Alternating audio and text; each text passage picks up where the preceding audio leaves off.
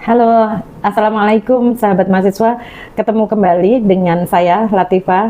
Oh ya, perlu saya perkenalkan, saya adalah salah satu pengajar mata kuliah perpajakan internasional di IB Kwi-Kian-Gi Jakarta, ya. Dan saya bukan dosen tetap, namun saya dosen dari profesional, ya. Jadi saya ngajar di sana karena saya memang praktisi di bidang perpajakan, sehingga diminta untuk mengajar di sana. Nah, pada kali ini kita akan membahas sesi perpajakan internasional mengenai PR yang Ibu berikan di kelas kemarin, ya. Ini mengenai studi kasus bentuk usaha tetap, dan kita akan membahasnya di sini sampai selesai. Oke, mari kita ikuti.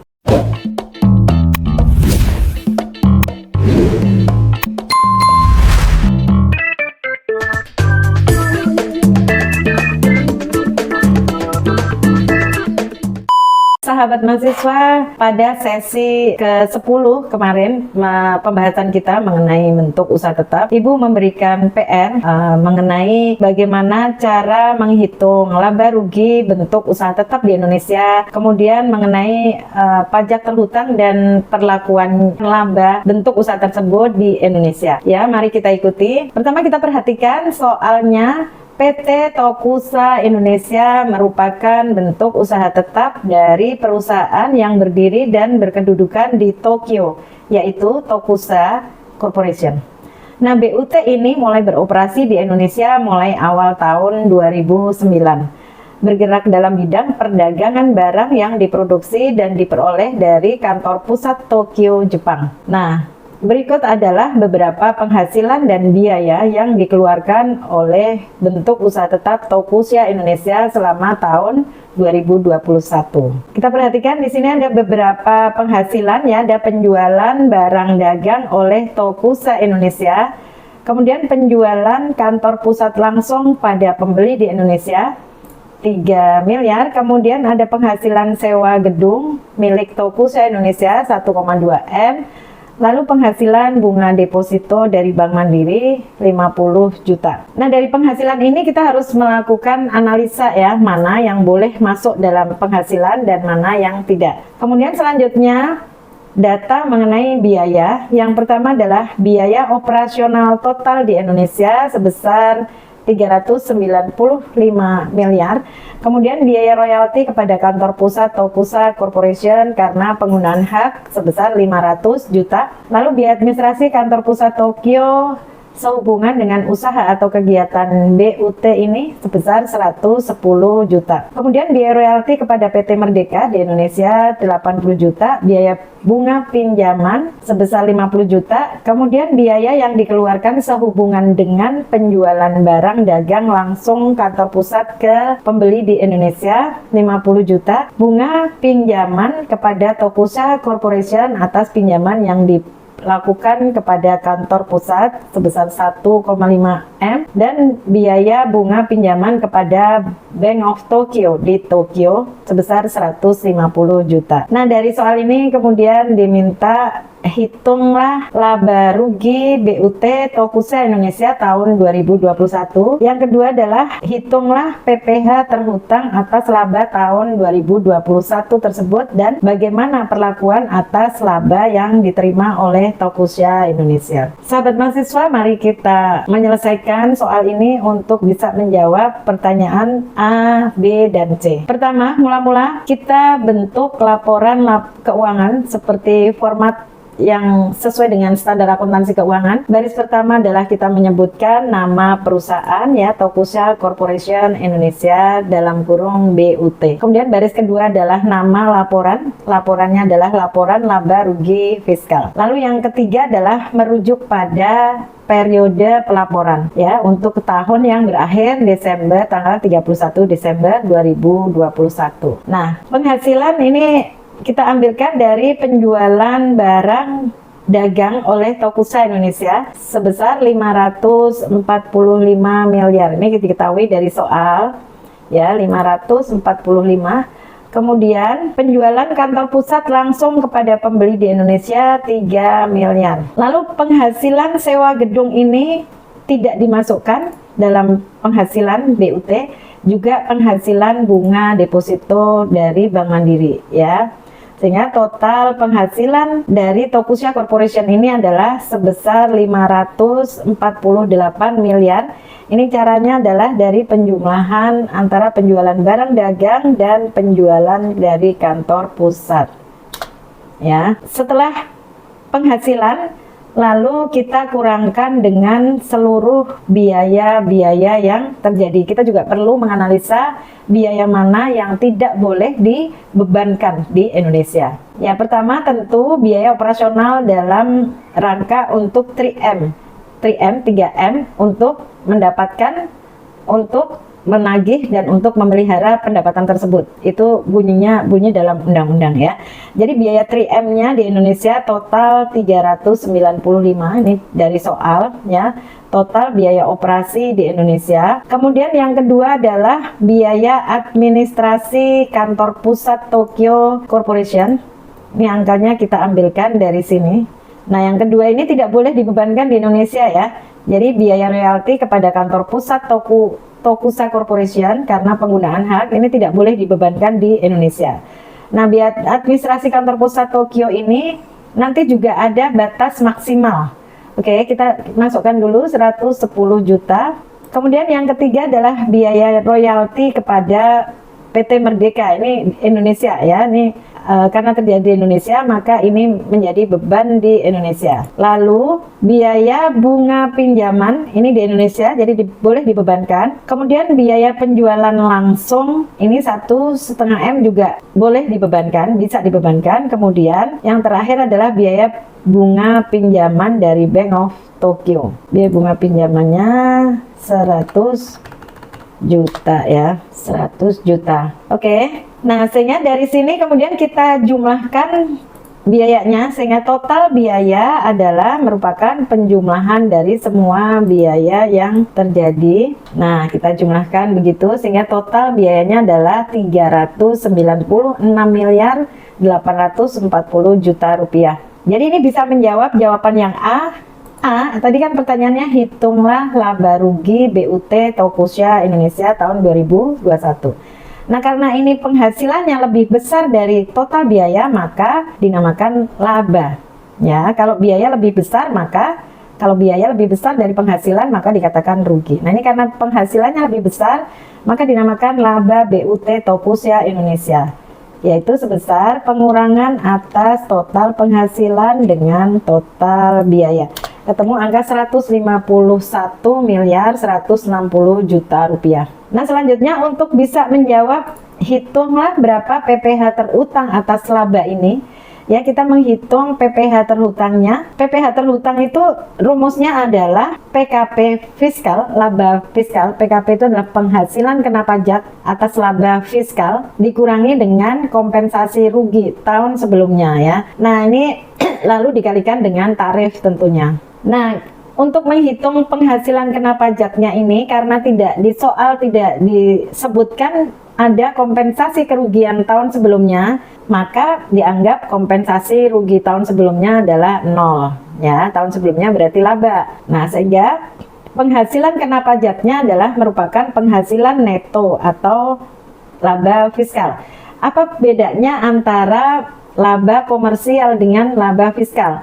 Nah, kalau yang kita hitung ini tadi merupakan laba komersial ya, laba komersial, dan kemudian tidak ada informasi untuk melakukan rekonsiliasi fiskal, sehingga karena tidak ada rekonsiliasi fiskal maka dianggap laba komersial sama dengan laba fiskal.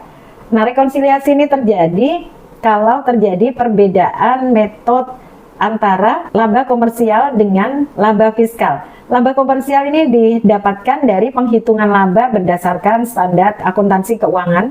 Sementara kalau laba fiskal itu perhitungan laba rugi berdasarkan undang-undang pajak penghasilan. Jadi berdasar ketentuan umum dan tata cara perpajakan. Misalnya mengenai apa? Misalnya mengenai treatment, mengenai metode dalam penilaian persediaan, metode dalam melakukan perhitungan depresiasi, dan sebagainya ya. Karena itu tidak ada informasi, maka laba di sini laba BUT ini dimakan laba komersial, ini juga sekaligus laba fiskal. Setelah ketemu laba fiskal, maka kita kalikan dengan tarif ya. Tarif pajak di Indonesia tarif pajak badan dan BUT sama ya 22%. Kita kalikan dengan tarifnya 22%, maka ketemulah angka, jadi ini sama dengan 151 kali 22%. Ketemu angka 33 miliar 200 rupiah. Nah, ini merupakan jawaban B ya, jawaban B untuk menjawab pertanyaan hitung PPh terutang atas laba tahun 2021. Oke, semoga kalian jelas. Kemudian yang ketiga, menjawab yang C adalah bagaimana perlakuan atas laba yang diterima oleh Tokusya Indonesia. Nah, ini untuk menjawab ini kita mesti tahu dulu laba yang boleh dinikmati oleh PT Tokusya ya untuk laba tahun 2021 ini. Nah, untuk menghitung itu maka kita harus mengetahui laba sebelum pajak dikurangi dengan pajaknya, dikurangi dengan pajak terhutang. Ya, jadi ketemu berapa? Labanya adalah 160 juta dikurangi dengan pajak terhutang 33. Nah, ketemu angka 117.904.800 rupiah. Nah, ini belum bisa menjawab, sampai di sini belum bisa menjawab sampai kita bisa menerima informasi apakah laba ini akan dibawa pulang ke Tokyo atau diinvestasikan kembali di Indonesia ya. Nah, jadi jika PKP atau penghasilan kena pajak setelah PPh terhutang dikirim oleh Tokusya Corporation Indonesia ke kantor pusatnya di Tokyo, maka Tokusya Corporation Indonesia akan dikenakan PPh tambahan, yaitu PPh pasal 26 ayat 4 yang disebut juga dengan branch profit tax gitu ya. Namun apabila laba ini direinvest di Indonesia, maka branch profit tax-nya 0 gitu. Jadi ini perlakuannya ini tergantung pada keputusan kantor pusat di Tokyo. Oke, kita hitung apabila dibawa pulang ke Tokyo, maka PPh tambahan atau sebenarnya ini merupakan PPh pasal 26 ayat 4 atau dinamakan branch profit tax, tarifnya adalah 20%. Nah, kita kalikan 20% kali laba setelah pajak ya, laba setelah pajaknya adalah 17 ini tadi, kalikan dengan tarifnya 20%. Nah, dengan demikian maka jika laba ini akan dibawa pulang ke Tokyo, maka Tokusya Corporation akan dipotong lagi dengan 23.580.960.000 total pajak, sehingga total kalau ini kita tambahkan berapa total pajak yang dibayarkan, maka total pajak yang dibayarkan adalah ada dua kan, yang terutang adalah 33,255 M ditambah dengan 23 M, jadi sebesar 56.836.160.000 rupiah. Nah, kalau tetap direinvest di Indonesia, bayar pajaknya hanya 117 miliar itu. Begitu jawabannya. Jadi jawaban C ini ada if-nya, ada jika-nya. Ya, jika dibawa pulang laba ini dibawa pulang ke Tokyo, maka jumlah pajak yang harus dibayar di Indonesia adalah 56 miliar. Jika tidak dibawa ke Tokyo, tetap diinvestasikan di Indonesia, bayarnya 117 miliar.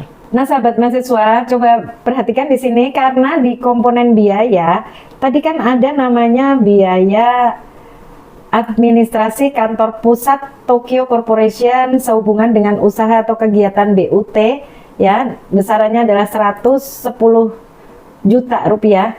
Nah, sebenarnya di sini ada batasan maksimal yang boleh dikenai di Indonesia. Bagaimana cara menghitungnya? Nah, menghitungnya adalah berapakah biaya administrasi kantor pusat yang boleh dijadikan biaya di Indonesia maksimal ya. Ini maksimal, jadi nggak boleh melampaui itu.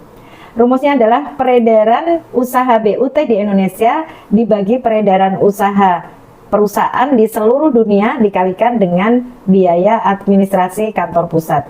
Nah, kalau kita asumsikan bahwa biaya administrasi kantor pusatnya itu adalah 11 miliar, maka di sini ada catatan peredaran usaha perusahaan di seluruh dunia sebagai pembilangnya itu adalah 8 triliun.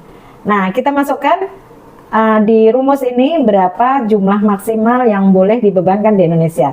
Ya, jadi caranya adalah peredaran usaha BUT di Indonesia dibagi dengan peredaran usaha perusahaan di seluruh dunia dikalikan dengan biaya administrasi kantor pusat. Ketemu angka 749 juta. Nah, karena di sini yang dibebankan di Indonesia adalah 110 juta, sehingga ini masih di bawah 749 juta. Maka boleh seluruhnya dibebankan di Indonesia angka 110 juta ini. Angka ya 110 juta. Ya, ini ya.